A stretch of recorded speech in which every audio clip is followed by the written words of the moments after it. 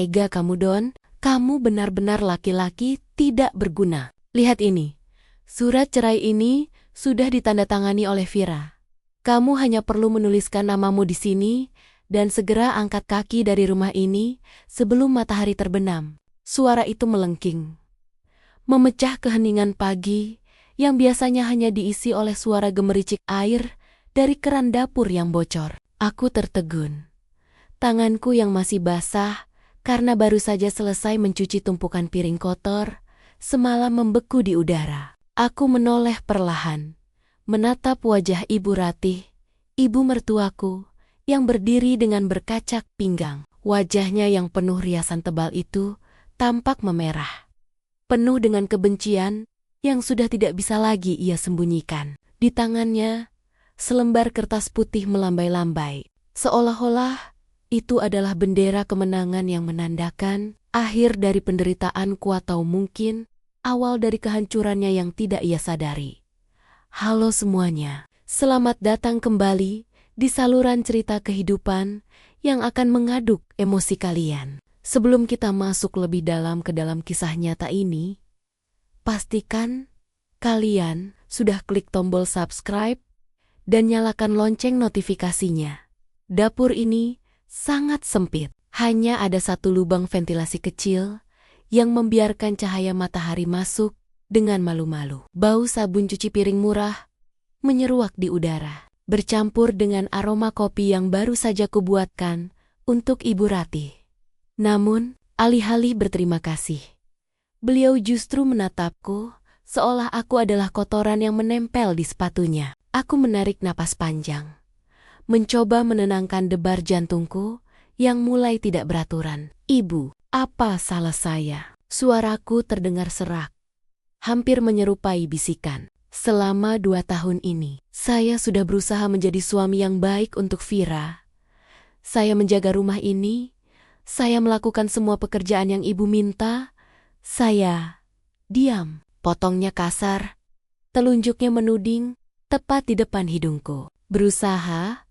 Katamu, pekerjaan apa yang kamu banggakan? Menjadi pelayan di rumah sendiri? Doni, dengerin ya.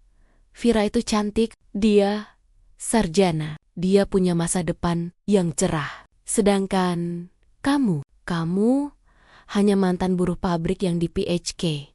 Dan sekarang cuma bisa jadi beban di keluarga kami. Kamu tahu tidak, Hendra, kakak ipar Vira, baru saja membelikan ibunya mobil baru. Sedangkan kamu membeli beras 1 liter saja.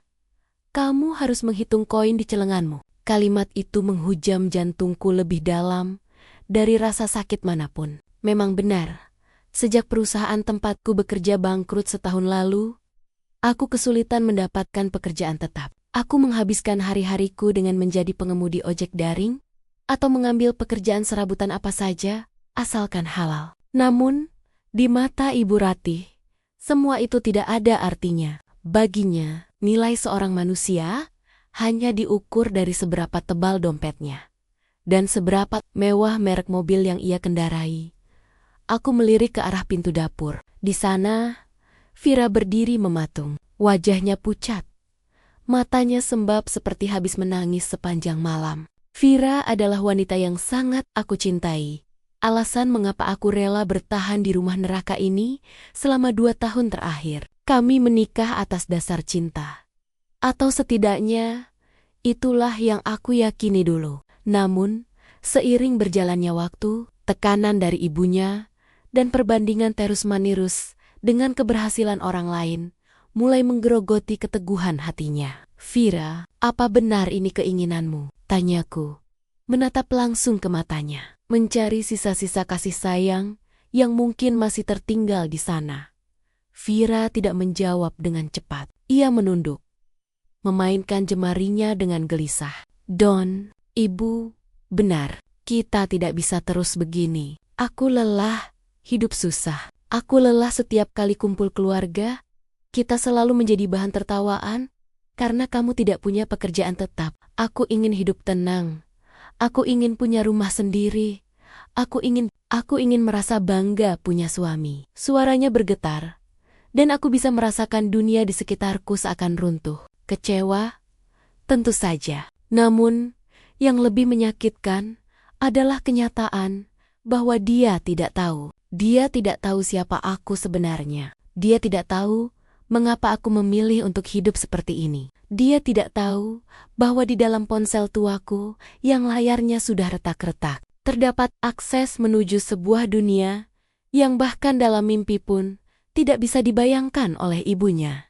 Ibu Ratih tersenyum sinis, merasa menang. Ia berjalan mendekat, lalu dengan sengaja menjatuhkan surat cerai itu ke lantai yang basah karena cipratan air cucian piring. Tanda tangani itu sekarang juga. Jangan jadi pengecut. Kalau kamu memang cinta pada Vira, lepaskan dia agar dia bisa mendapatkan laki-laki yang jauh lebih baik darimu. Laki-laki yang punya harga diri, bukan pengangguran yang cuma bisa pakai kaos oblong, bolong, setiap hari. Aku menatap kertas yang kini sedikit basah di lantai itu. Pikiranku melayang ke 3 tahun yang lalu, saat aku membuat sebuah janji besar pada diriku sendiri dan pada almarhum ayahku. Beliau adalah seorang pengusaha sukses yang selalu mengajarkan padaku bahwa kekayaan adalah ujian. Dan jika aku ingin menemukan cinta sejati, aku harus dicintai karena siapa aku, bukan karena apa yang aku miliki. Itulah sebabnya aku memilih untuk hidup sederhana, menyembunyikan identitas asliku, dan memulai semuanya dari nol. Aku ingin tahu siapa yang akan tetap berdiri di sampingku saat aku tidak memiliki apa-apa. Kini, jawabannya sudah jelas. Baiklah, kalau itu mau ibu, dan kalau itu memang keputusanmu. Vira, kataku dengan nada yang tiba-tiba berubah menjadi sangat tenang. Tidak ada lagi getaran di suaraku. Kegelisahan yang tadi menguasai, kini menguap, digantikan oleh semacam kekosongan yang dingin. Aku berjongkok, mengambil kertas itu, dan membawanya ke meja makan, yang kakinya sudah mulai goyang. Aku mengambil pulpen dari saku celanaku, pulpen sederhana yang tintanya pun hampir habis. Dengan satu goresan cepat, aku membubuhkan tanda tangan di atas namaku. Selesai. Secara hukum agama dan hati, hubungan ini baru saja menemui ajalnya. Ibu Ratih segera menyambar kertas itu dengan semangat yang meluap-luap. Bagus, sekarang kemasi barang-barang busukmu dan pergi dari sini. Aku tidak mau melihat wajahmu lagi saat makan malam nanti. Oh, dan satu lagi.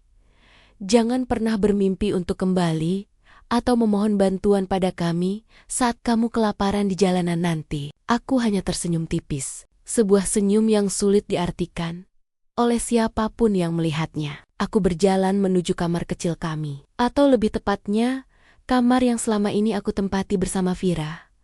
Aku mengambil tas ransel tuaku yang sudah pudar warnanya. Tidak banyak yang aku bawa, hanya beberapa potong pakaian dan sebuah kotak kecil terkunci yang selalu aku simpan di bawah tempat tidur. Kotak yang selama 2 tahun ini tidak pernah sekalipun aku buka.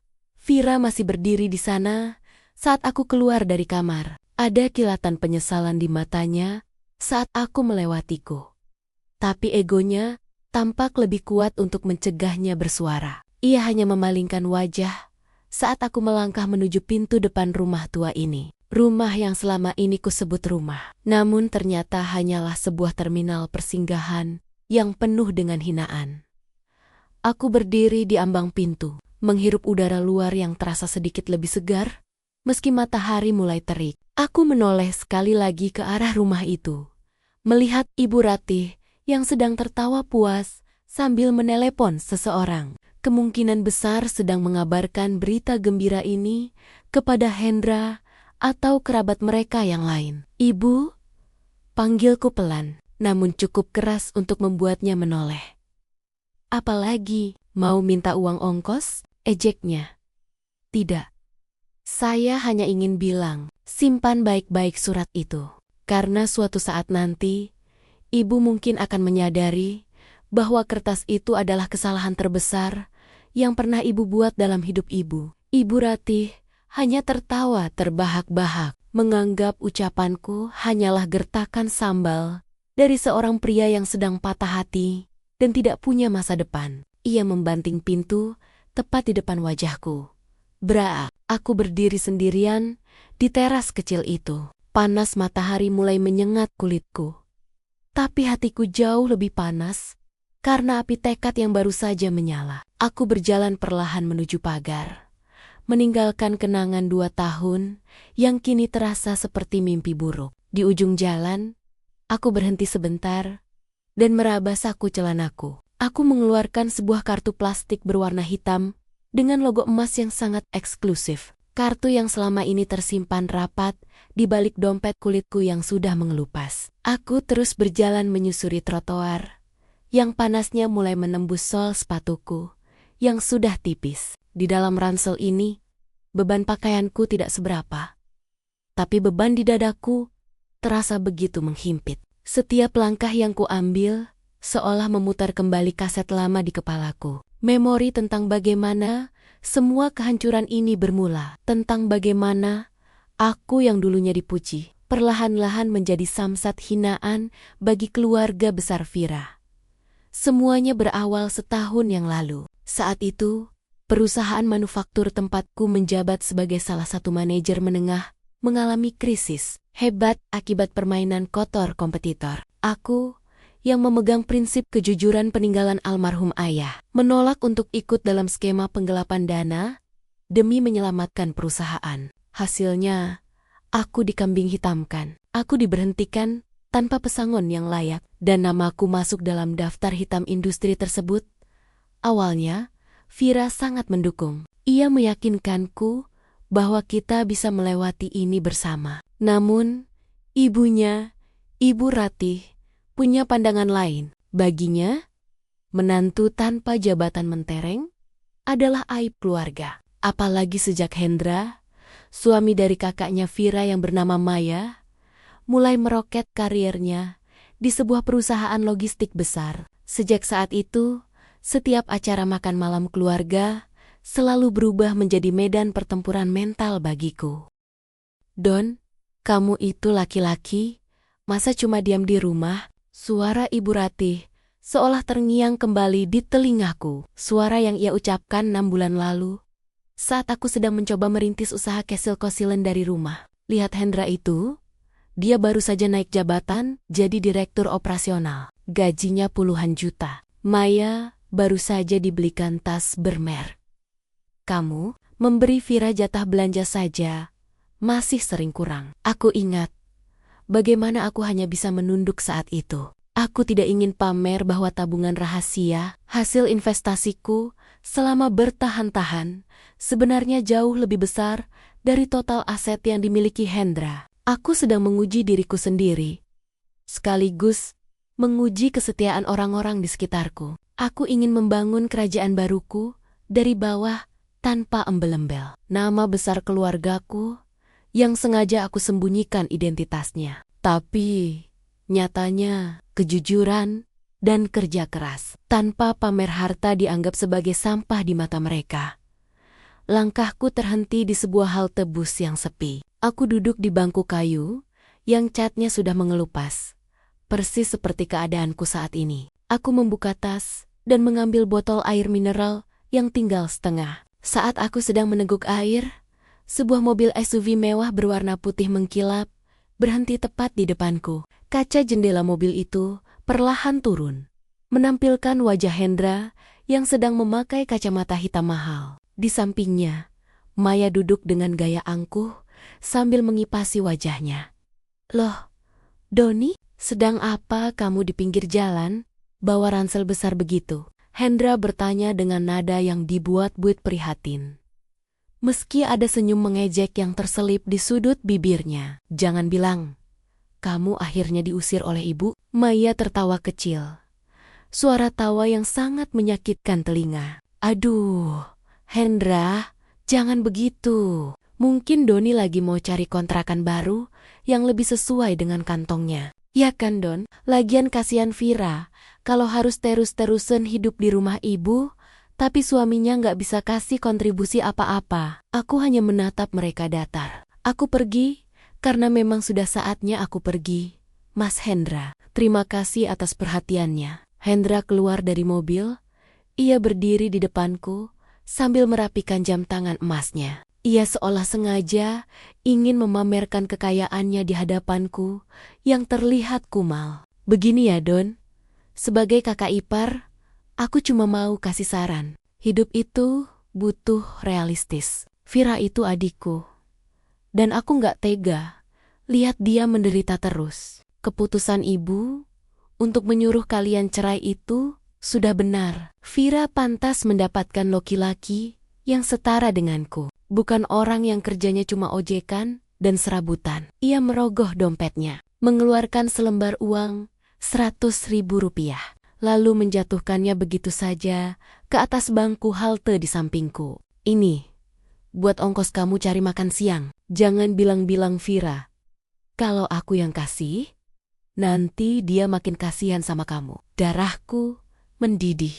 Rasanya ingin sekali aku mengeluarkan ponselku dan menunjukkan saldo rekening yang angka nolnya berderet panjang. Atau menyebutkan bahwa gedung kantor tempat Hendra bekerja sebenarnya berada di bawah naungan perusahaan induk yang saham mayoritasnya adalah milik keluargaku melalui sebuah yayasan anonim. Tapi aku menahan diri. Belum saatnya. Aku ingin melihat seberapa jauh kesombongan ini akan membawa mereka. Simpan saja uangmu, Mas.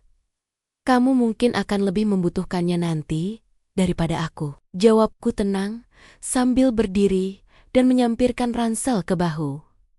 Hendra mendengus kasar. Sombong sekali kamu ini. Sudah melarat.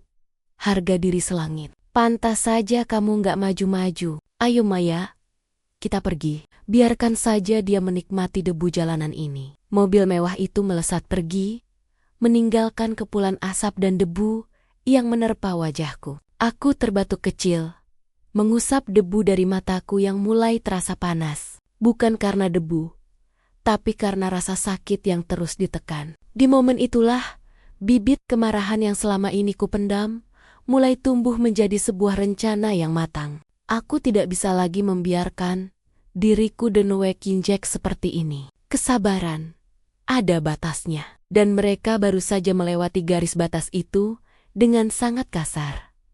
Aku meraba saku celanaku.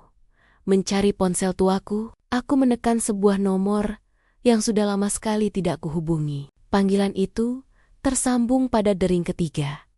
Halo Tuan Muda, suara di seberang sana terdengar sangat terkejut. Sekaligus penuh hormat. Apakah ini benar-benar Anda? Ini aku, Pak Burhan. Kataku dengan suara rendah, namun tegas. Siapkan unit apartemen di pusat kota. Dan aku ingin laporan lengkap mengenai kinerja PT Logistik Jaya dalam 1 jam ke depan. Terutama mengenai posisi seorang bernama Hendra. Baik, Tuan Muda, segera kami laksanakan. Apakah Anda ingin kami menjemput Anda sekarang? Tidak perlu, sekarang. Aku akan berjalan kaki. Sebentar lagi, aku ingin merasakan setiap inci rasa sakit ini sebelum aku menghapusnya selamanya. Kirimkan lokasinya saja. Aku mematikan sambungan telepon. Suasana di sekitar halte terasa berbeda sekarang. Meskipun aku masih berdiri di sana dengan pakaian yang sedikit kusam dan ransel tua, tapi tatapanku sudah berubah. Aku bukan lagi Doni, si pengangguran yang malang. Aku adalah Doni yang sedang bersiap untuk mengambil kembali taktanya. Namun, di tengah gelora semangat itu, bayangan Vira kembali muncul. Apakah dia benar-benar setuju dengan perceraian ini karena benci? Atau karena dia ditekan oleh ibunya? Hati kecilku masih berharap ada sedikit ruang untuknya. Tapi kenyataan bahwa dia tidak membelaku tadi pagi di dapur tetap menjadi duri yang menusuk. Aku mulai melangkah lagi, meninggalkan halte itu, menuju sebuah gedung tinggi yang terlihat di kejauhan. Sebuah gedung yang sebentar lagi akan menjadi saksi bisu kembalinya sang pemilik yang sebenarnya. Tanpa aku sadari, aku melewati sebuah toko perhiasan mewah di pinggir jalan. Di balik kaca etalasenya, aku melihat pantulan diriku sendiri, seorang pria yang terlihat hancur namun memiliki api di matanya. Aku tersenyum tipis. Drama ini baru saja dimulai, dan Ibu Ratih serta Hendra tidak akan pernah menduga siapa yang sebenarnya memegang kendali atas hidup mereka mulai detik ini. Namun, langkahku terhenti saat ponselku bergetar. Sebuah pesan masuk dari Vira. Pesan yang membuat langkahku kembali berat, dan hatiku kembali berdenyut perih. Ponsel di genggamanku bergetar pelan. Dengan jempol yang sedikit gemetar, aku membuka pesan dari Vira. Aku berharap ada kata-kata maaf, atau mungkin sebuah permohonan agar aku kembali dan kita bisa membicarakan semuanya baik-baik. Namun, saat layar itu menyala, harapanku pupus seketika. Don, kunci cadangan rumah, tolong kamu titipkan di pos satpam depan kompleks ya. Ibu bilang, dia tidak mau kamu punya akses lagi ke sini. Dan satu lagi, jangan coba-coba menghubungiku dulu. Aku butuh waktu untuk menenangkan diri dan memikirkan masa depanku. Maafkan aku menghela napas panjang. Memasukkan kembali ponsel itu ke saku dengan rasa getir yang menjalar hingga ke kerongkongan. Masa depan. Jadi, baginya, aku bukan lagi bagian dari masa depan itu. Aku hanyalah masa lalu yang ingin segera dia hapus karena dianggap tidak menjanjikan kemewahan. Aku melanjutkan langkahku, tidak lagi menuju ke apartemen mewah yang disiapkan Pak Burhan, melainkan ke sebuah warung kopi sederhana di pinggir jalan untuk mengumpulkan sisa kekuatanku. Warung kopi itu cukup ramai dengan para pekerja bangunan yang sedang beristirahat. Aku memesan segelas kopi hitam pahit dan duduk di sudut ruangan yang agak gelap. Disinilah aku, Doni, yang dalam hitungan jam bisa membeli seluruh blok bangunan ini. Namun masih merasa seperti pecundang karena dikhianati oleh orang yang paling aku cintai. Pikiran saya melayang kembali ke masa-masa awal pernikahan kami. Saat itu, Vira adalah gadis yang sangat sederhana. Kami sering makan di pinggir jalan, tertawa bersama. Meski hanya punya uang pas-pasan. Tapi semua berubah sejak Hendra masuk ke dalam keluarga besar mereka sebagai menantu idola. Hendra dengan segala kemewahannya mulai meracuni pikiran Ibu Ratih. Dan Ibu Ratih mulai meracuni pikiran Vira. Don, kamu lihat tidak? Hendra baru saja membelikan Maya perhiasan berlian. Kenapa kamu hanya bisa memberiku perhiasan imitasi? Ucapan Vira beberapa bulan lalu kembali terngiang. Saat itu aku hanya diam. Padahal di dalam kotak rahasiaku ada sebuah kalung pusaka keluarga yang nilainya bisa membeli 10 toko perhiasan tempat Hendra belanja. Aku sengaja menahannya. Ingin memberikan itu saat ulang tahun pernikahan kami yang ketiga nanti. Sebagai kejutan bahwa perjuangan susah kami telah berakhir. Namun ternyata ia tak sanggup menunggu hingga tahun ketiga itu tiba.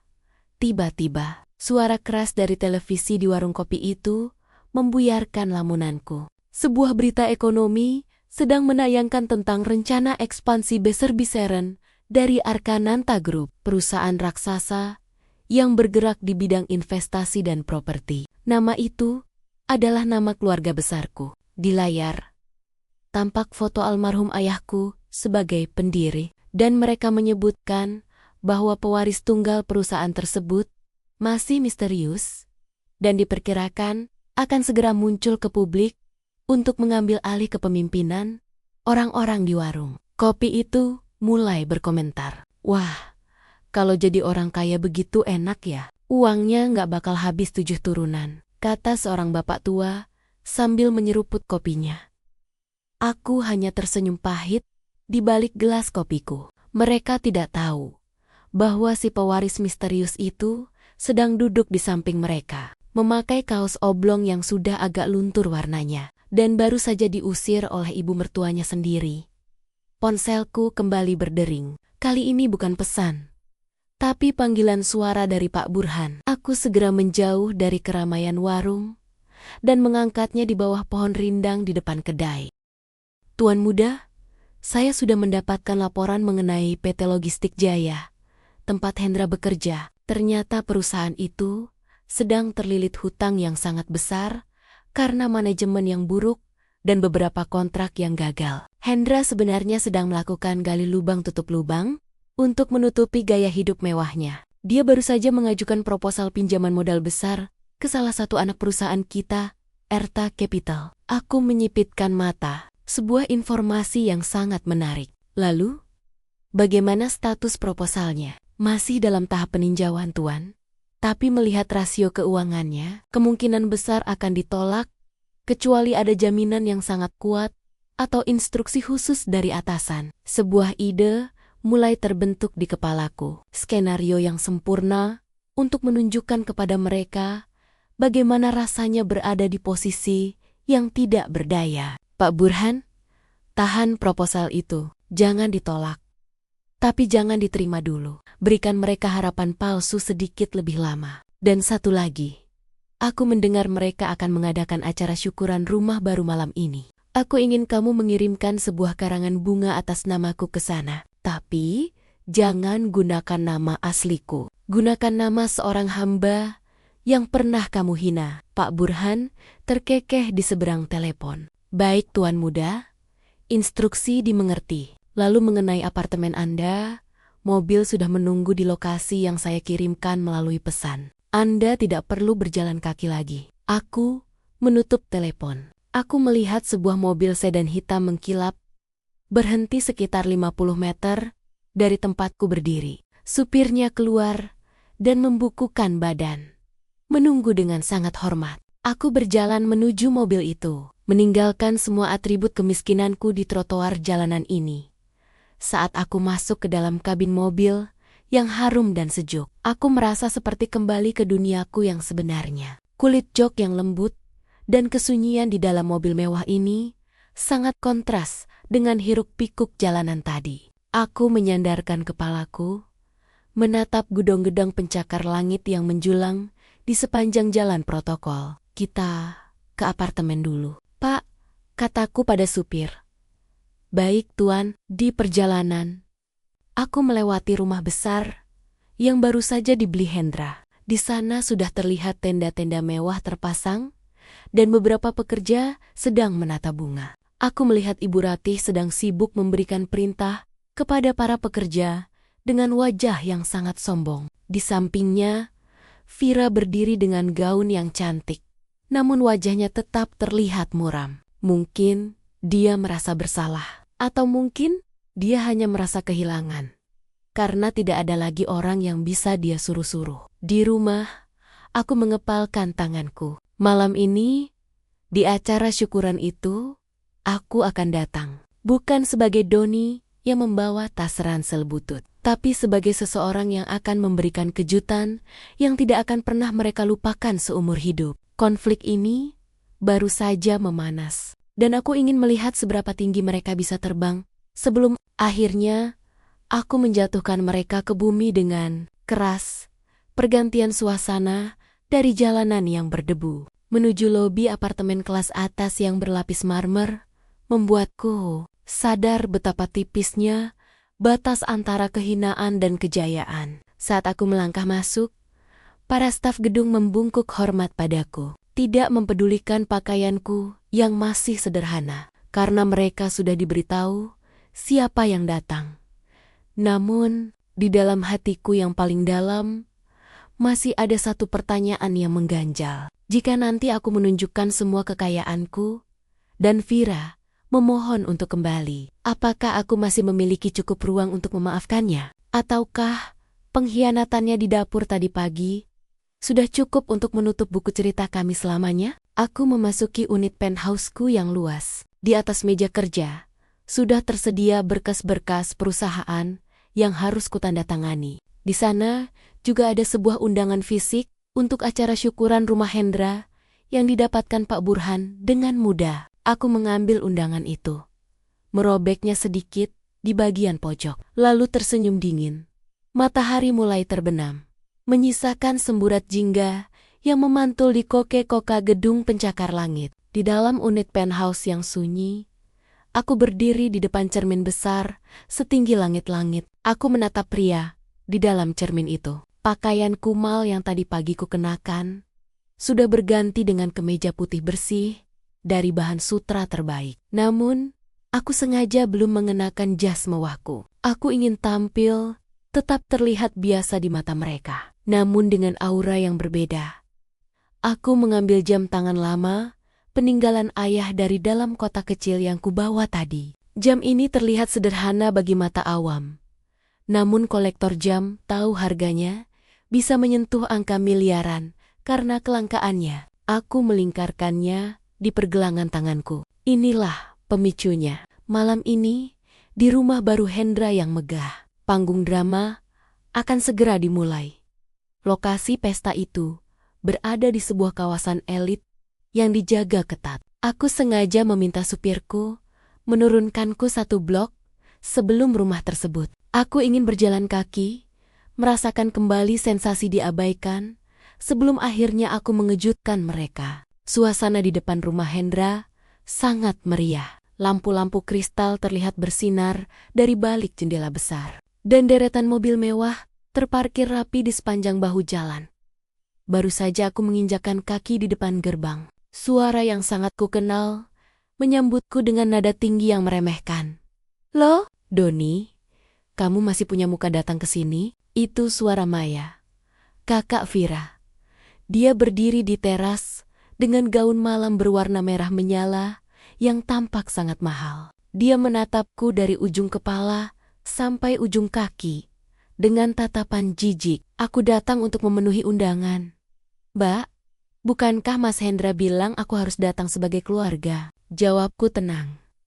Maya tertawa keras, memanggil ibunya yang berada di dalam. "Ibu, lihat siapa yang datang." Gembel ini benar-benar tidak tahu malu. Sudah diceraikan tadi pagi. Malamnya datang ke syukuran rumah orang kaya. Mau minta makan gratis ya? Ibu Ratih keluar dengan langkah terburu-buru. Wajahnya yang tadi penuh senyum saat menyapa tamu-tamu penting, langsung berubah menjadi kecut saat melihatku. "Doni, kamu budek atau bagaimana? Tadi pagi saya sudah bilang, jangan pernah muncul lagi. Apa kamu mau mempermalukan Vira di depan tumonmen sosialitanya?" Di belakang Ibu Ratih, Vira muncul. Dia tampak sangat cantik dengan gaun berwarna krem. Namun matanya memancarkan kegelisahan yang mendalam. Dia menatapku. Ada kilatan rasa kasihan yang membuatku merasa semakin muak. Aku tidak butuh dikasihani. Aku butuh dihormati. "Biarkan dia masuk, Bu," sela Hendra yang tiba-tiba muncul sambil memegang gelas minuman. Dia menatapku dengan seringai licik. "Tadi pagi, aku memang menyuruhnya datang. Kita kan butuh bantuan di dapur. Salah satu pelayan catering ada yang tidak datang.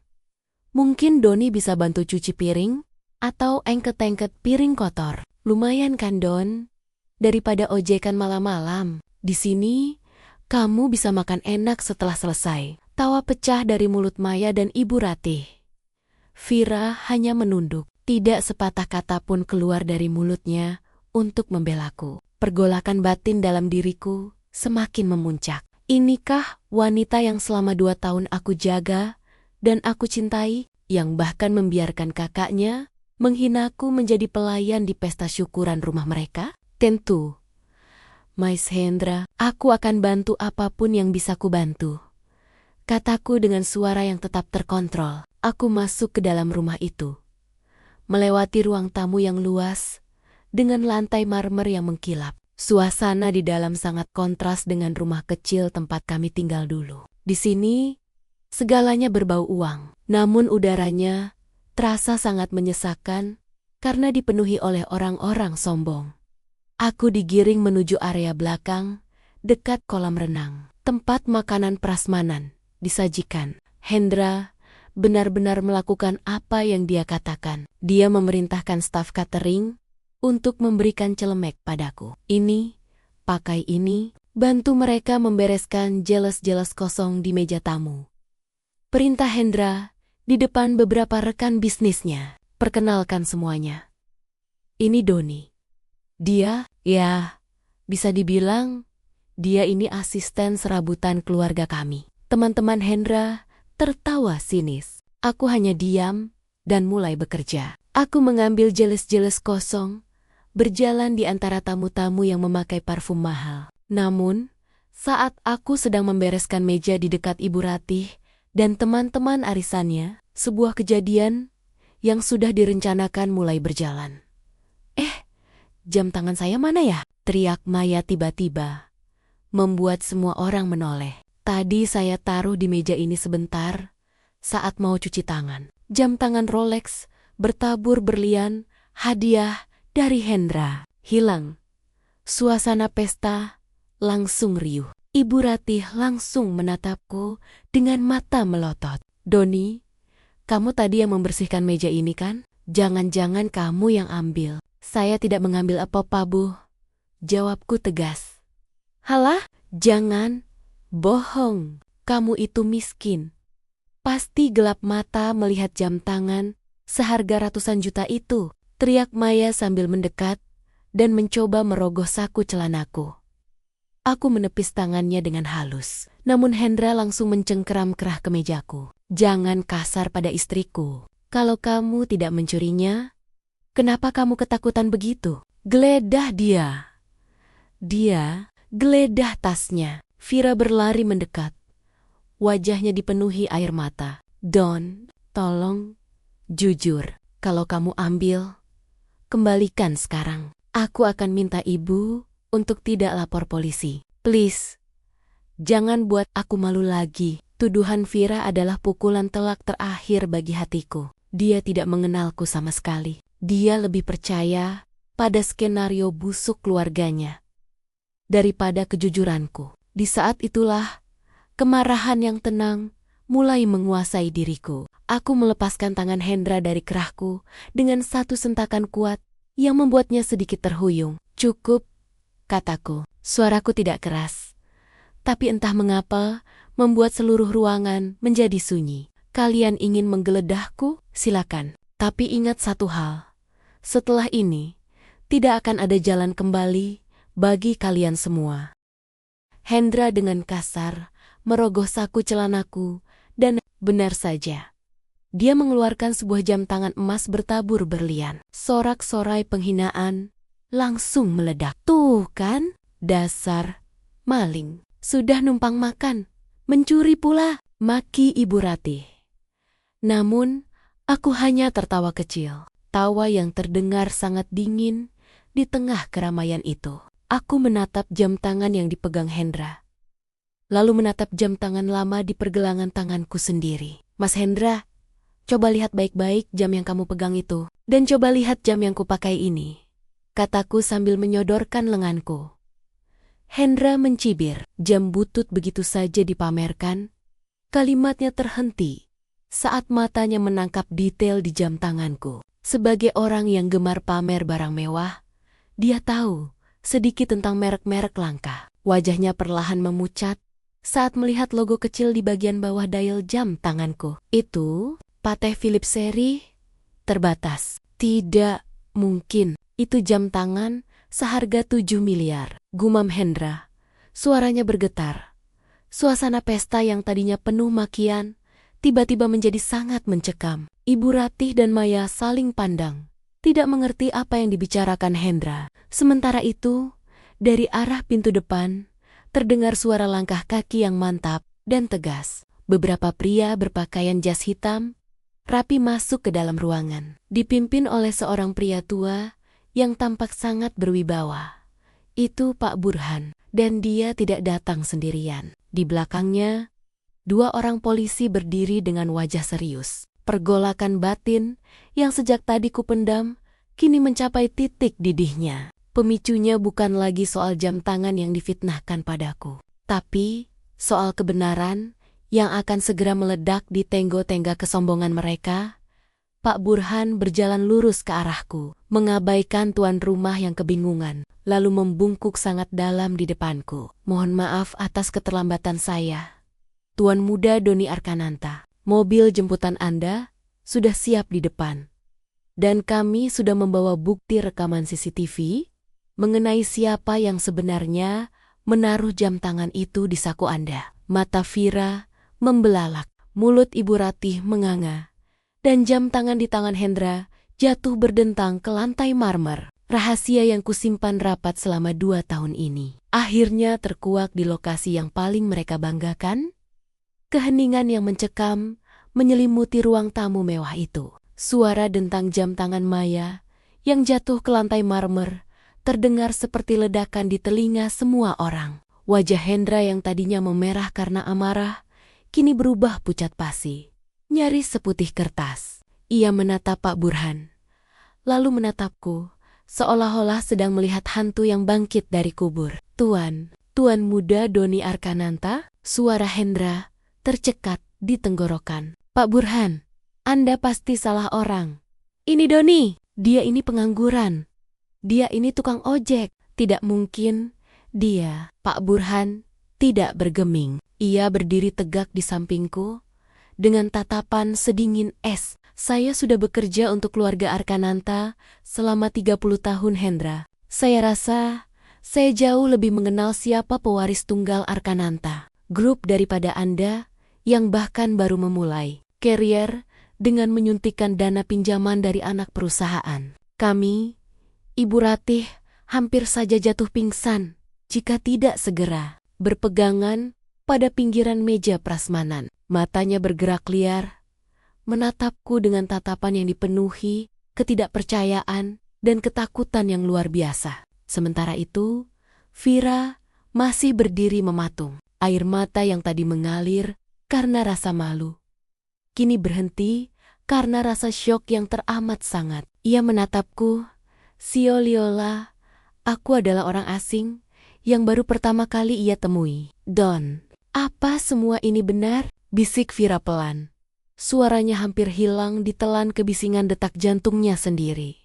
Aku tidak menjawab pertanyaannya. Aku melepaskan celemek catering yang tadi dipaksa Hendra untuk kupakai, lalu melemparkannya ke lantai, tepat di atas jam tangan Maya yang katanya hilang. Pergolakan batin dalam diriku sudah mencapai puncaknya. Ada rasa puas yang luar biasa melihat mereka gemetar. Namun ada juga lubang besar di hatiku saat menyadari bahwa pernikahan yang kupertahankan dengan tetesan keringat ini berakhir di titik yang paling hina. "Pak Burhan," kataku dengan nada otoriter yang selama ini kusembunyikan. "Tunjukkan rekaman itu." Salah satu pria berjas hitam maju dan membuka sebuah tablet berukuran besar. Di sana, terekam dengan jelas saat suasana pesta sedang riuh. Tangan Maya dengan sengaja menyelipkan jam tangannya sendiri ke dalam saku celanaku saat aku sedang sibuk membereskan piring.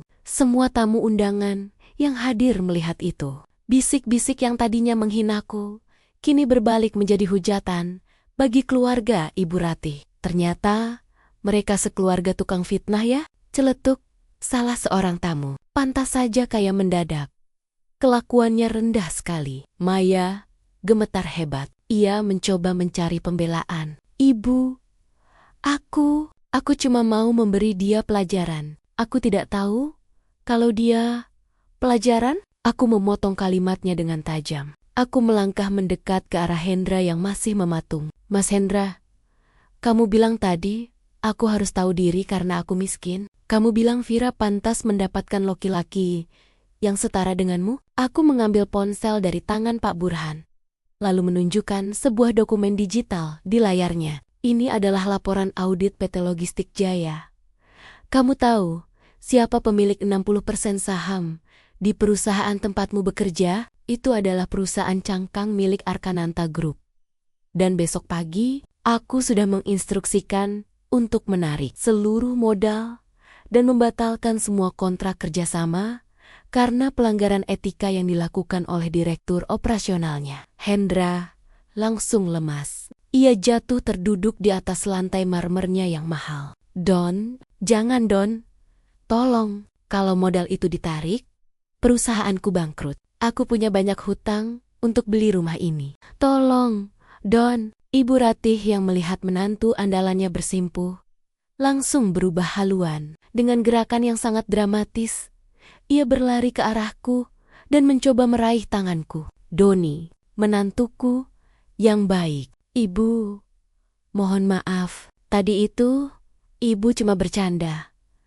Ibu cuma mau menguji kesabaranmu. Kamu tahu kan, ibu itu sayang sekali sama kamu. Vira, ayo bilang sesuatu. Bilang kalau kamu tidak mau cerai dengan Doni. Vira mendekat dengan ragu. Wajahnya menunjukkan perpaduan antara penyesalan yang mendalam dan harapan yang tiba-tiba muncul kembali. Don, aku minta maaf. Aku tidak tahu kalau kamu memikul beban sebesar ini sendirian. Aku dipaksa ibu. Don, aku tidak bermaksud menandatangani surat itu. Aku menatap Vira dalam-dalam. Di matanya, aku tidak melihat cinta yang tulus yang dulu pernah aku puja. Aku hanya melihat rasa haus akan keamanan finansial yang baru saja ia sadari ada padaku. Pergolakan batinku berakhir di sana. Rasa cintaku yang tersisa seolah menguap bersamaan dengan kebohongan yang mereka bangun. Tadi pagi, di dapur yang sempit itu. Kamu punya pilihan untuk membelaku, Vira. Tapi kamu memilih untuk memalingkan wajah. Kataku dingin. Malam ini, di rumah mewah ini, kamu juga punya pilihan untuk percaya padaku saat mereka menuduhku mencuri. Tapi kamu justru memintaku untuk jujur mengembalikan barang yang tidak pernah kuambil. Aku berbalik, tidak ingin lagi melihat wajah-wajah yang penuh kepalsuan itu. Pak Burhan, urus sisanya dengan pihak kepolisian mengenai fitnah dan pencemaran nama baik. Saya ingin keluar dari sini. Udara di rumah ini terlalu kotor untuk saya hirup lebih lama. Baik, Tuan Muda, jawab Pak Burhan dengan tegas. Aku berjalan menuju pintu keluar, melewati kerumunan tamu yang kini menatapku dengan penuh rasa hormat dan kekaguman. Di belakangku, suara tangisan histeris Ibu Ratih dan teriakan minta maaf dari Vira bersahutan, menciptakan simfoni kehancuran yang mereka buat sendiri. Namun, saat aku baru saja akan menuruni anak tangga depan, sebuah mobil hitam legam lainnya berhenti dengan mendadak. Seseorang turun dari mobil itu dengan terburu-buru, membawa sebuah map merah yang tampak sangat penting. Ia berlari ke arahku dengan wajah cemas. Tuan Doni, tunggu. Ada masalah mendesak mengenai wasiat almarhum ayah Anda yang baru saja terungkap. Aku mengerutkan kening. Wasiat, bukankah semuanya sudah jelas? Aku berhenti di langkah terakhir. Merasakan firasat bahwa kejutan malam ini ternyata belum benar-benar berakhir. Ada sesuatu yang lebih besar dari sekadar harta miliaran yang sedang menungguku di balik map merah itu. Sesuatu yang mungkin akan mengubah pandanganku terhadap seluruh sandiwara yang telah kujalani selama ini. Pria yang baru saja turun dari mobil itu adalah pengacara Wijaya, orang kepercayaan almarhum ayahku yang sudah menghilang selama hampir 2 tahun. Napasnya tersenggel-senggel saat ia menyodorkan map merah itu tepat di depanku. Di bawah lampu taman yang temaram, wajahnya tampak sangat serius. Sebuah ekspresi yang tidak pernah aku lihat sebelumnya, bahkan saat pemakaman ayah. Tuan Muda, saya baru saja mendapatkan salinan asli surat wasiat yang disembunyikan oleh pihak ketiga. Ini bukan hanya soal harta, tapi soal mengapa Anda harus menjalani masa hidup miskin selama 2 tahun ini, ucap Pak Wijaya dengan suara yang sedikit bergetar. Aku terdiam. Pak Burhan dan tim keamanannya segera membentuk barisan penghalang agar Ibu Ratih, Vira, dan Hendra tidak bisa mendekat. Namun, dari kejauhan, aku masih bisa melihat mereka mengintip dari balik pintu besar rumah mewah itu dengan wajah penuh rasa ingin tahu dan ketakutan. Mereka mengira ini adalah tambahan harta. Padahal, aku merasakan sesuatu yang jauh lebih berat dari sekadar angka di rekening. Aku membuka map itu di bawah sorot lampu mobil. Mataku menyisir baris demi baris tulisan tangan ayah yang sangat kukenal. Detik itu juga, jantungku seakan berhenti berdetak. Plot twist yang tidak pernah kubayangkan muncul di hadapanku. Masa pengasinganku selama 2 tahun sebagai orang miskin ternyata bukan sekadar ujian karakter. Itu adalah perlindungan. Ayah tahu ada pengkhianat di dalam Dewan Direksi Arkananta Group yang mengincar nyawaku. Dan satu-satunya cara menyelamatkanku adalah dengan membuatku menghilang di balik identitas seorang pria jelata yang tidak punya apa-apa, dan yang membuat dadaku sesak adalah baris terakhir wasiat itu. Ayah menulis bahwa dia telah menyiapkan seorang pendamping yang sudah disumpah untuk menjagaku. Seseorang yang tahu identitas asliku sejak awal dan bertugas memastikan aku tetap aman dalam kemiskinan itu. Mataku perlahan beralih ke arah Vira yang berdiri gemetar di kejauhan. Pikiranku berkecamuk. Apakah Vira selama ini tahu? Apakah dia adalah orang yang ditunjuk ayah? Namun, jika dia orangnya, mengapa dia tega membiarkan ibunya menghinaku? Ataukah ada orang lain? Pak Wijaya, suaraku terdengar dingin dan rendah. Katakan padaku, siapa orang yang dimaksud ayah dalam surat ini? Pak Wijaya menunduk dalam. Bukan Nyonya Vira, Tuan Muda. Istri Anda tidak tahu apa-apa. Beliau justru adalah variabel tidak terduga yang membuat rencana perlindungan ini hampir gagal. Karena sifat keluarganya yang materialistis. Orang yang ditunjuk ayah Anda adalah asisten rumah tangga di rumah Ibu Ratih yang selama ini membantu Anda di dapur. Aku tersentak. Bayangan Bi Ijah, wanita tua yang selalu membantuku mencuci piring dan sering memberiku sisa makanan dengan sembunyi-sembunyi saat aku kelaparan, muncul di benakku. Bi Ijah yang selalu tersenyum tulus dan membisikkan kata-kata sabar setiap kali aku dimaki oleh Ibu Ratih. Ternyata malaikat pelindungku selama ini adalah dia, bukan istriku sendiri. Rahasia ini mulai terkuak satu demi satu, membuat hatiku yang tadi penuh dengan amarah, kini berganti dengan rasa haru yang luar biasa, sekaligus kekecewaan mendalam pada Vira. Vira yang kucintai, ternyata gagal melewati ujian yang bahkan tidak ia ketahui. Sementara seorang asisten rumah tangga tetap setia menjalankan sumpah, meski harus melihatku dihina setiap hari. Tuan Muda, Pak Burhan menyela lamunanku. Sekarang, setelah wasiat ini terbuka, seluruh sistem keamanan Arkananta Group sudah sepenuhnya beralih ke tangan Anda. Pengkhianat di Dewan Direksi sudah kami amankan sore tadi. Anda tidak perlu bersembunyi lagi. Anda adalah pemilik sah sepenuhnya.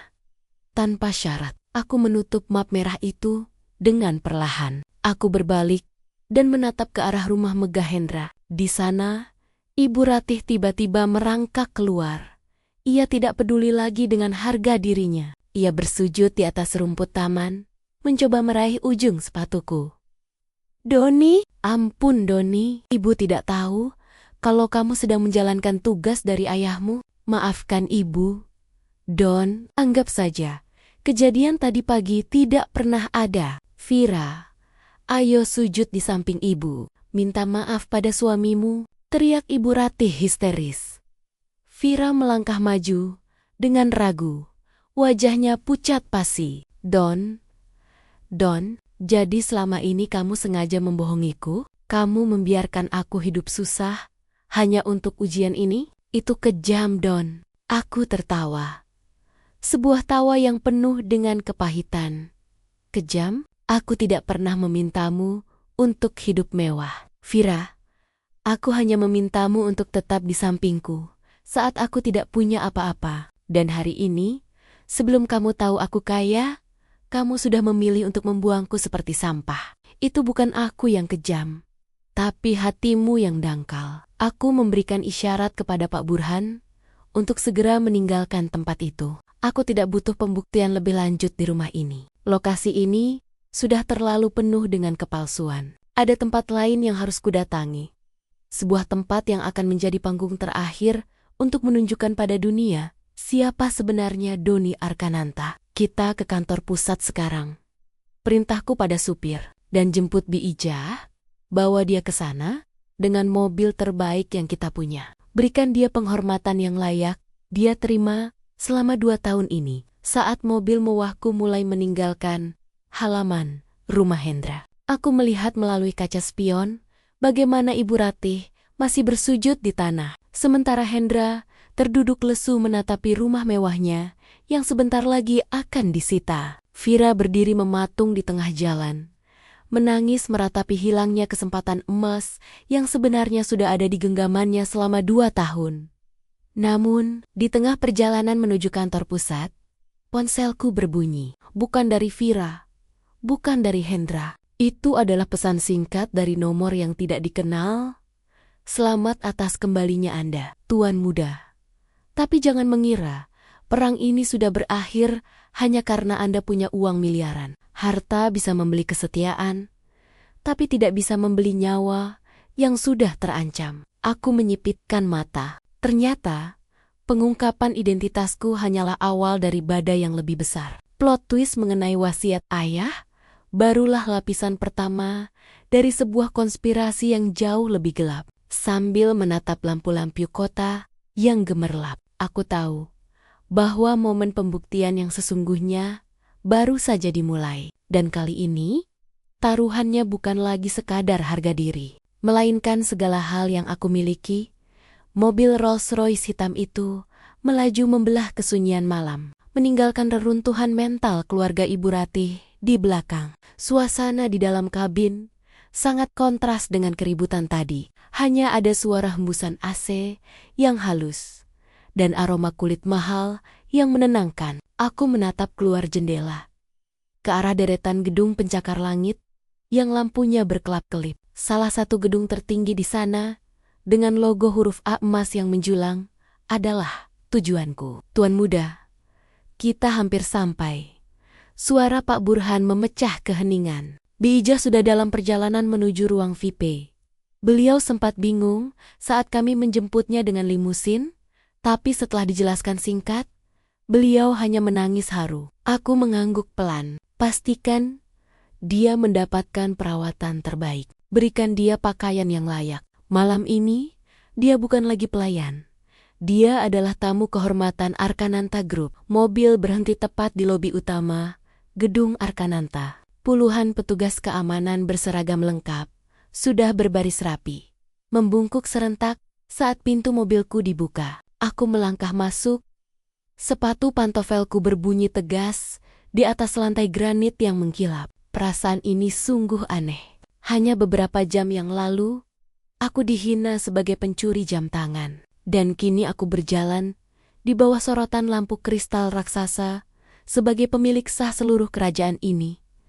Namun, kejutan sesungguhnya baru dimulai. Di lobi yang luas itu, aku melihat dua sosok yang sangat kukenal sedang duduk di kursi tunggu dengan wajah cemas dan pakaian yang berantakan. Ibu Ratih dan Hendra. Ternyata mereka mengikuti mobilku dengan taksi. Nekat datang ke sini demi memohon belas kasihan terakhir. Sebelum semua aset mereka disita besok pagi, saat mereka melihatku masuk dengan pengawalan ketat, Ibu Ratih langsung melompat dari kursinya. Ia mencoba berlari ke arahku, namun segera dihadang oleh barisan keamanan. Doni, dengarkan Ibu, teriaknya histeris. Suaranya menggema di lobi yang megah itu. Ibu salah, Don. Ibu hilaf. Ibu akan paksa Vira mencabut gugatan cerainya. Kita bisa mulai dari awal lagi, Don. Kamu bisa tinggal di rumah besar Hendra. Atau kita beli rumah baru yang lebih mewah. Jangan hancurkan kami, Don. Aku berhenti melangkah, namun tidak menoleh sepenuhnya. Aku hanya melirik mereka dari sudut mataku. Lokasi ini sangat kontras dengan dapur sempit tempat ia melemparkan surat cerai tadi pagi. Di sini, dia tampak sangat kecil dan tidak berarti. Hendra, panggilku tenang. Hendra maju dengan tubuh gemetar. Wajahnya yang sombong kini sudah hilang total. Ya, Tuan Muda, kamu tadi bilang, aku gembel yang tidak tahu malu kan? Sekarang lihat sekelilingmu. Gedung ini, perusahaan tempatmu bekerja, bahkan asuransi kesehatan yang kamu gunakan. Semuanya berada di bawah tanda tanganku, kataku dengan suara dingin yang menusuk. Kamu tidak sedang memohon pada seorang menantu. Kamu sedang memohon pada orang yang sudah kamu injak-injak harga dirinya di depan umum. Don, tolong. Hendra hampir menangis. Hutangku banyak, Don. Kalau kontrak itu batal, aku akan dipenjara. Itu konsekuensi dari kesombonganmu, Hendra. Pak Burhan, bawa mereka ke ruang pertemuan kecil. Jangan biarkan mereka masuk ke area pribadi saya. Saya punya urusan yang lebih penting. Perintahku tanpa emosi. Aku melanjutkan langkah menuju lift pribadi yang membawaku langsung ke lantai paling atas. Pintu lift terbuka, menampilkan sebuah ruangan kantor yang sangat luas dengan pemandangan 360 derajat ke seluruh kota. Di sana, di sebuah sofa empuk, duduklah Bi Ijah. Ia sudah mengenakan pakaian yang rapi, namun wajah tuanya tetap memancarkan kesederhanaan. Saat melihatku, ia langsung berdiri dan hendak bersujud, tapi aku dengan cepat menahannya. "Jangan, Bi.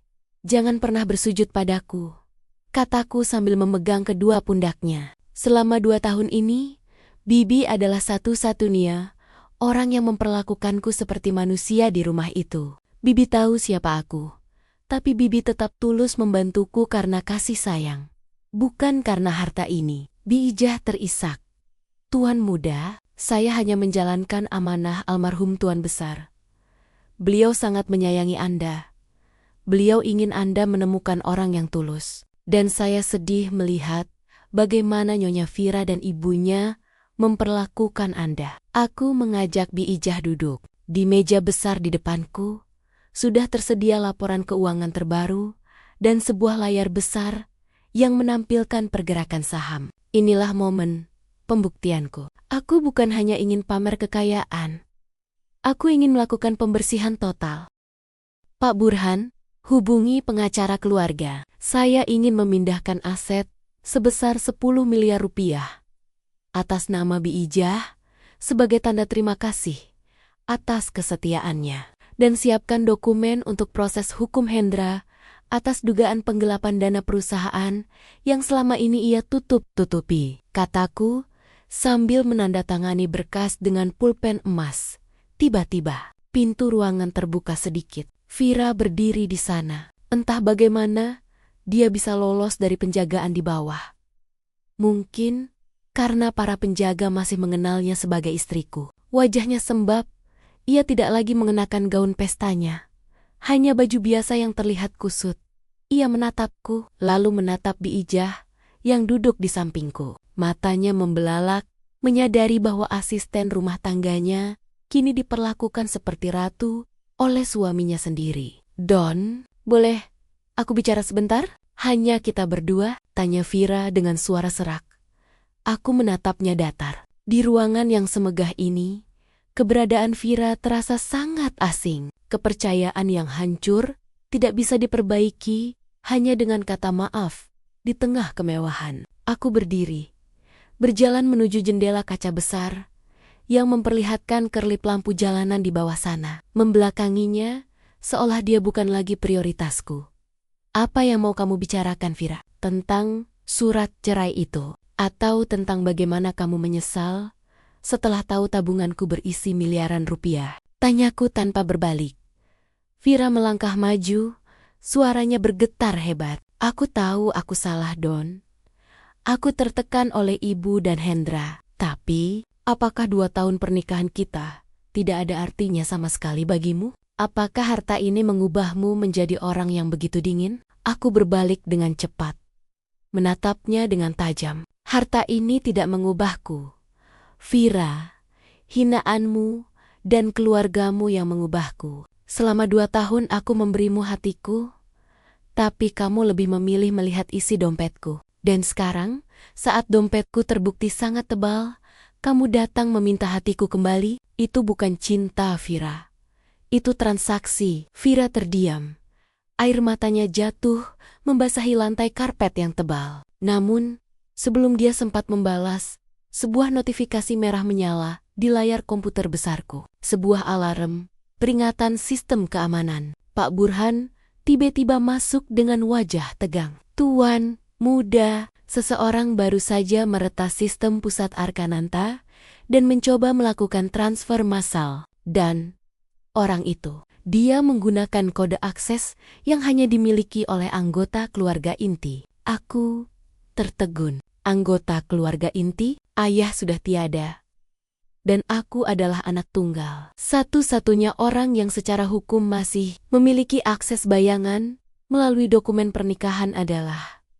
Aku menatap Vira. Wajahnya yang tadinya penuh penyesalan, tiba-tiba berubah menjadi dingin dan tenang. Ia menghapus air matanya. Dan sebuah senyuman tipis yang sangat licik muncul di bibirnya. Sebuah plot twist yang membuat darahku membeku seketika. Maafkan aku, Doni, ucap Vira dengan suara yang tidak lagi gemetar. Kamu pikir aku benar-benar tidak tahu siapa kamu selama ini? Kamu pikir aku bertahan di rumah itu hanya untuk dihina tanpa tujuan? Suasana di kantor yang megah itu tiba-tiba terasa sangat mencekam. Ternyata pengkhianat yang selama ini dibicarakan dalam wasiat ayah, orang yang mengincar nyawaku dan hartaku, mungkin berada jauh lebih dekat daripada yang kubayangkan selama ini. Udara di dalam ruang kantor lantai 50 ini mendadak terasa sangat tipis. Aku merasa Xiao Liola baru saja dihantam oleh kenyataan yang jauh lebih keras daripada pengusiran Ibu Ratih tadi pagi. Aku menatap Vira, wanita yang selama 2 tahun ini tidur di sampingku, yang tangannya sering kugenggam saat kami berbagi sebungkus mie instan di akhir bulan. Wajahnya yang polos kini tampak sangat asing, dilapisi oleh ambisi dingin yang selama ini tersembunyi dengan sangat rapi. Vira, apa maksud semua ini? Tanyaku. Suaraku terdengar seperti guntur yang tertahan. Vira melangkah mendekat ke meja kerja besarku. Tidak ada lagi jejak langkah yang ragu atau tubuh yang gemetar. Ia berdiri dengan tegak, tangannya yang halus menyentuh permukaan meja marmer itu dengan penuh damba. Doni, kamu terlalu romantis. Kamu pikir dunia ini bekerja hanya dengan kejujuran dan kesabaran? Ayahmu, almarhum Tuan Arkananta, adalah orang yang sangat teliti, tapi dia lupa bahwa menantunya bukanlah sekadar gadis desa yang buta harta. Pak Burhan mencoba bergerak maju, namun Vira mengangkat sebuah perangkat kecil di tangannya. Jangan bergerak, Pak Burhan. Saya tahu Anda sudah menyiapkan tim keamanan untuk menangkap pengkhianat di Dewan Direksi. Tapi, tahukah Anda, pengkhianat itu bukan salah satu dari direktur tua yang membosankan itu. Pengkhianat itu adalah orang yang memegang dokumen pernikahan sah dengan pewaris tunggal. Di layar besar di belakangku, angka-angka mulai bergerak liar. Proses transfer massal itu sedang berjalan. Vira ternyata telah bekerja sama dengan pihak luar, sebuah konsorsium yang selama ini menjadi musuh bebuyutan keluarga Arkananta. Ia memanfaatkan akses hukumnya sebagai istri sah untuk melegalkan perpindahan aset saat aku sedang sibuk membuktikan diri pada keluarganya. Jadi, kataku sambil berusaha, tetap tenang, meski kemarahan membakar dadaku. Drama di rumah Hendra tadi, penghinaan Ibu Ratih, itu semua bagian dari rencanamu. Kamu sengaja membiarkan mereka menghinaku agar aku merasa terdesak dan segera membuka identitas asliku. Vira tertawa, sebuah tawa yang terdengar sangat merdu namun mematikan. Sebagian besar, ya, tapi Ibu Ratih dan Hendra itu memang bodoh. Mereka benar-benar tidak tahu siapa kamu. Mereka adalah bidak yang kugunakan untuk membuatmu muak. Sehingga ketika kamu akhirnya meledak dan mengklaim hartamu malam ini, sistem keamanan akan mendeteksi aktivitasmu dan membuka celah bagiku untuk masuk menggunakan tanda tangan digital pernikahan kita. Terima kasih sayang, sudah membuka pintu berangkasnya untukku. Bijah yang sejak tadi mendengarkan, berdiri dengan air mata yang mengalir deras. Nyonya Vira, bagaimana Anda bisa setega itu pada tuan muda? Beliau sangat mencintai Anda. Cinta tidak bisa membeli pulau pribadi. Bijah, jawab Vira ketus tanpa menoleh. Doni, menyerahlah. Dalam 5 menit, setengah dari aset pribadimu akan berpindah ke rekening di luar negeri yang tidak bisa dilacak. Kamu bisa tetap menjadi pemilik gedung ini, tapi kamu akan menjadi pemilik yang bangkrut. Aku terdiam. menunduk menatap lantai. Pak Burhan tampak panik. Ia terus berkomunikasi dengan tim IT melalui Irfan-nya. Namun wajahnya semakin pucat. Tuan muda, enkripsinya terlalu kuat. Kita butuh otorisasi manual dari perangkat utama yang ada di tangan Nyonya Fira. Aku menarik napas panjang. Lalu perlahan mengangkat kepalaku. Aku tidak menunjukkan rasa panik. Sebaliknya, aku justru menarik kursi kebesaranku dan duduk dengan santai di hadapan Fira. Fira, ada satu hal yang kamu pelajari dari ayahku, tapi kamu tidak mempelajarinya sampai tuntas. Kataku dengan nada yang sangat tenang, hampir menyerupai bisikan. Ayahku selalu bilang, jangan pernah menaruh semua telur dalam satu keranjang. Dan dia juga bilang, selalu sediakan umpan untuk menangkap hiu. Senyum di wajah Fira memudar. Apa maksudmu? Kamu pikir aku tidak tahu siapa kamu? Aku mengambil sebuah remote kecil dari laci meja dan menekannya. Seketika, layar besar di belakangku berubah warna dari merah menjadi hijau. Proses transfer itu berhenti di angka 99%, lalu berbalik arah. 2 tahun hidup bersamamu, Fira. Apakah kamu pikir aku buta? Aku tahu, kamu sering melakukan panggilan rahasia di tengah malam. Aku tahu, kamu diam-diam memotret dokumen wasiat di kotak rahasiaku saat aku pura-pura tidur. Wajah Fira berubah pucat pasi. Tidak, itu tidak mungkin. Aku sudah memastikan semuanya terkunci. Akses yang kamu gunakan itu adalah akses umpan. Uang yang tadi kamu coba transfer bukanlah aset Arkananta Group, melainkan dana buatan yang sudah kami tandai untuk melacak siapa saja yang bekerja sama denganmu di luar sana. Lanjutku. Aku berdiri dan berjalan mendekatinya. Saat ini, tim siber kepolisian sudah mengantongi lokasi rekan-rekanmu dan mengenai pernikahan kita. Kamu lupa satu hal. Aku mengeluarkan selembar kertas dari map merah yang dibawa Pak Wijaya tadi. 3 bulan lalu, aku sudah mengajukan pembatalan pernikahan secara rahasia melalui pengadilan agama dengan alasan penipuan identitas yang kamu lakukan. Surat yang kamu tanda tangani tadi pagi di dapur, itu bukan sekadar surat cerai biasa. Di balik lembarannya, ada klausul pelepasan hak atas seluruh aset yang kamu klaim sebagai harta bersama. Fira terjatuh di atas karpet, persis seperti posisi ibunya tadi di halaman rumah Hendra. Bedanya, kali ini dia jatuh bukan karena akting, tapi karena kehancuran yang nyata. Perangkat di tangannya terlepas dan hancur berkeping-keping. Don, tidak, tolong. Suaranya kembali gemetar, tapi kali ini penuh dengan ketakutan yang murni. Aku menatapnya dengan rasa iba, tapi bukan rasa cinta. Malam ini adalah malam pembuktian, Fira, tapi bukan aku yang membuktikan kekayaanku. Kamulah yang membuktikan bahwa kamu tidak pernah layak menjadi bagian dari hidupku. Kamu lebih memilih menjadi pengkhianat di istana daripada menjadi ratu di hatiku. Suara pintu yang didobrak terdengar keras. Polisi masuk ke dalam ruangan. Kali ini mereka benar-benar membawa borgol. Di belakang mereka, Ibu Ratih dan Hendra diseret masuk dengan wajah yang hancur total. Mereka melihat Fira bersimpuh di lantai dan menyadari bahwa rencana besar keluarga mereka telah gagal total. Namun, saat polisi hendak memborgol Fira, ia menatapku dengan tatapan yang sangat aneh. Ada air mata yang terlihat tulus untuk pertama kalinya. Doni, ada satu hal yang tidak aku bohongi. Anak di dalam kandunganku ini, dia benar-benar anakmu.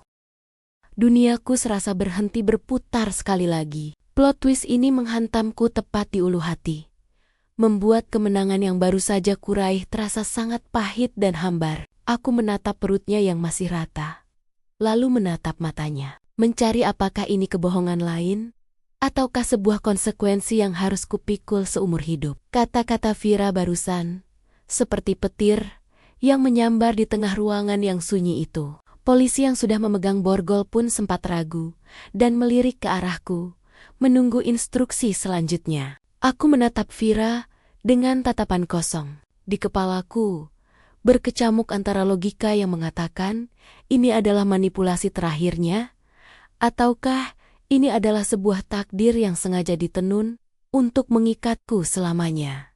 Anak, bisikku. Suaranya hampir tak terdengar. Ibu Ratih, yang sejak tadi terisak di belakang barisan polisi, tiba-tiba berteriak histeris. Iya, Doni, Vira hamil. Dia baru mau mengatakannya padamu pagi tadi. Tapi ibu yang menyuruhnya tutup mulut agar perceraian itu lebih mudah. Ampuni kami, Doni. Ingat darah dagingmu sendiri. Aku memejamkan mata rapat-rapat. Betapa menjijikannya kenyataan ini. Sebuah nyawa yang suci digunakan sebagai tameng untuk menutupi rencana jahat mereka yang gagal. Hendra hanya bisa menunduk.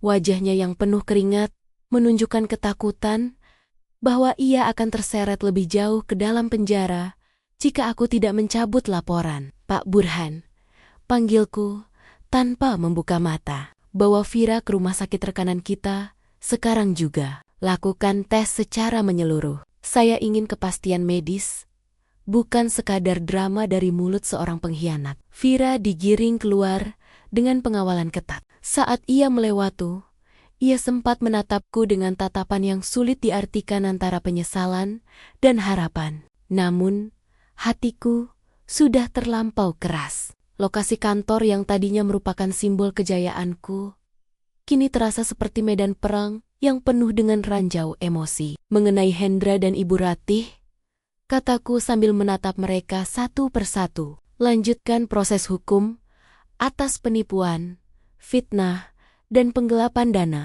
Untuk Ibu Ratih, sita semua aset yang ia dapatkan dari hasil memeras Vira selama ini. Jangan sisakan satu perak pun dari uang Arkananta di tangan mereka. Tidak, Doni.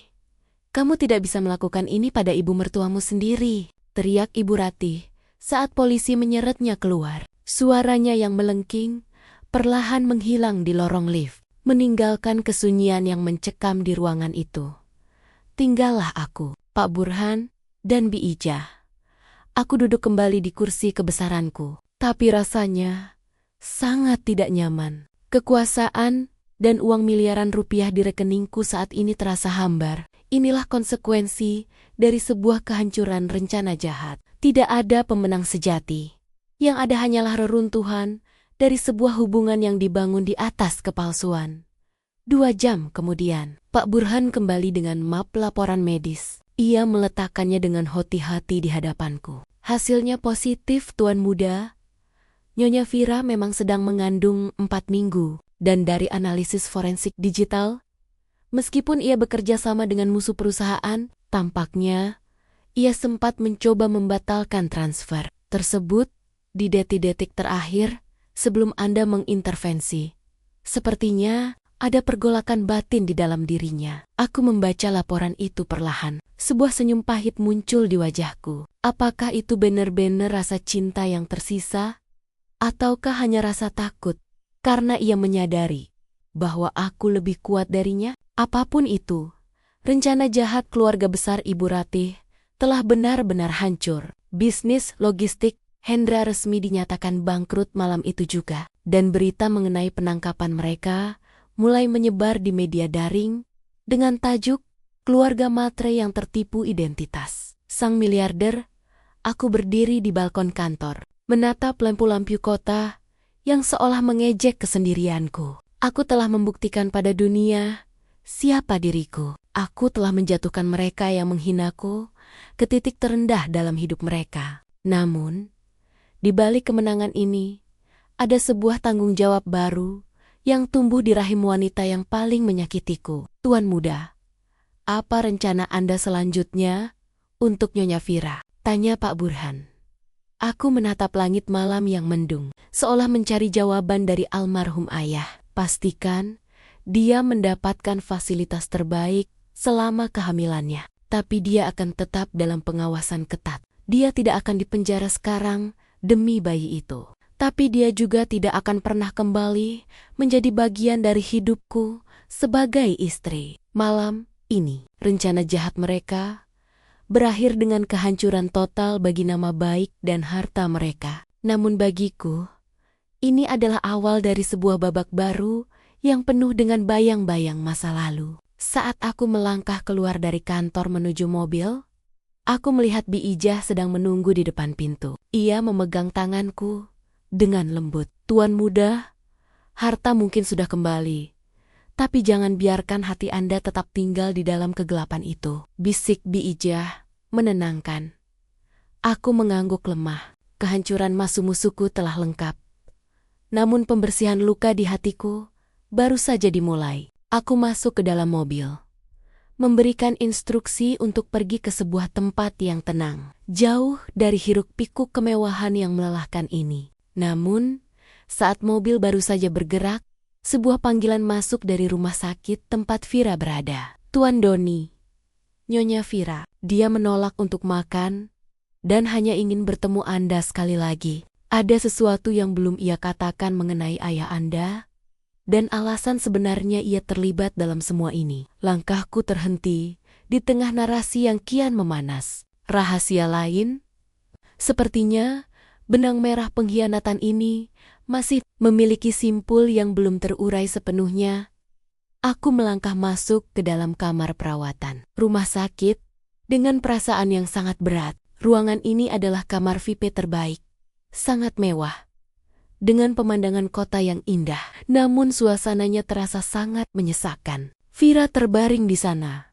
Wajahnya sangat pucat, tanpa riasan sedikit pun. Tidak ada lagi sorot mata ambisius yang tadi kulihat di kantor. Yang tersisa hanyalah seorang wanita yang tampak hancur dan kelelahan. Aku duduk di kursi di samping tempat tidurnya. Namun, aku menjaga jarak. Aku tidak ingin lagi ada sentuhan yang bisa membangkitkan ingatan tentang rasa sakit itu. "Kamu ingin bicara? Bicaralah," kataku datar, menatap lurus ke arah jendela. Bukan padanya. Vira menarik napas dengan susah payah. "Don, aku tahu, maaf tidak akan pernah cukup. Tapi ada satu hal yang harus kamu tahu tentang ayahmu. Dia tidak meninggal karena sakit biasa. Dia tahu ada orang di dewan direksi yang meracuni sistem hidupnya perlahan-lahan. Dan orang itu, Don, adalah ayah kandungku sendiri.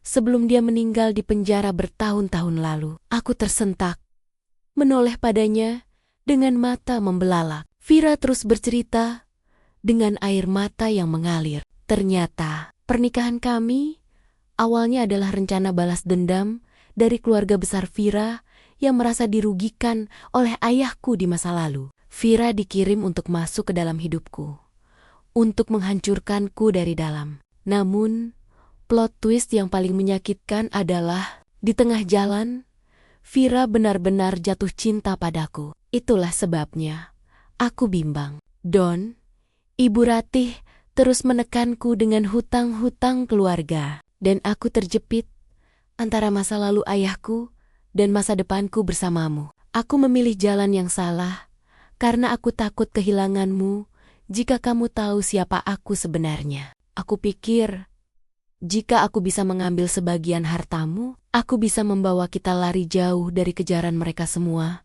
Isaknya. Aku berdiri perlahan, mendekati jendela. Matahari mulai terbit di ufuk timur, membawa cahaya baru bagi kota yang baru saja melewati malam yang panjang. "Vira," panggilku tanpa menoleh. "Anak itu akan lahir dengan nama Arkananta. Dia akan mendapatkan segala kemewahan dan pendidikan terbaik. Tapi dia harus tahu satu hal, bahwa ayahnya pernah hidup sebagai orang miskin untuk belajar tentang ketulusan. Dan ibunya pernah melakukan kesalahan besar untuk belajar tentang pengampunan. Lalu, bagaimana dengan kita?" tanya Vira dengan suara yang nyaris tak terdengar. Aku menghela napas panjang. Sebuah beban seolah terangkat dari pundakku. "Kita sudah selesai, Vira. Sebagai suami istri, kita sudah mati di dapur sempit itu tadi pagi. Tapi sebagai orang tua, kita punya tugas baru. Aku memaafkanmu, bukan karena aku masih mencintaimu, tapi karena aku tidak ingin anakku lahir dari hati yang penuh dengan kebencian. Aku melangkah keluar dari kamar itu, meninggalkan Vira yang menangis terseduh-seduh. Di lorong rumah sakit, aku bertemu dengan Pak Burhan dan Bi Ijah. Mereka menatapku dengan tatapan penuh tanya. Semua sudah berakhir, Pak Burhan, kataku sambil tersenyum tipis. Senyum pertama yang benar-benar tulus sejak drama ini dimulai. Hapus semua tuntutan hukum pada Vira demi bayi itu. Tapi pastikan dia tidak lagi memiliki akses ke perusahaan. Biarkan dia hidup tenang di rumah lama keluarganya dengan tunjangan yang cukup. Untuk Ibu Ratih dan Hendra, biarkan hukum tetap berjalan. Mereka harus belajar bahwa harga diri manusia tidak bisa dibeli dengan uang. Aku berjalan menuju pintu keluar rumah sakit. Disambut oleh udara pagi yang segar. Aku melihat ke bawah, ke arah tanganku yang kini tidak lagi memegang alat cuci piring, melainkan kunci dari sebuah masa depan yang cerah. Uang bisa membeli kemewahan, tapi uang tidak bisa membeli kesetiaan. Dan pada akhirnya, saat badai kehidupan datang, hanya mereka yang memiliki cinta tulus. Seperti kesetiaan Bi Ijah atau kejujuran Doni yang akan tetap berdiri tegak. Jangan menjadi seperti Ibu Ratih atau Hendra yang baru bersujud saat melihat angka miliaran. Karena di mata Tuhan, derajat manusia diukur dari adabnya, bukan dari hartanya. Terima kasih telah menyimak kisah Doni. Semoga cerita ini memberikan hikmah bagi kita semua. Dukung channel ini dengan subscribe, like, share, dan komen. Berasal dari kota mana saja kamu? Terima kasih.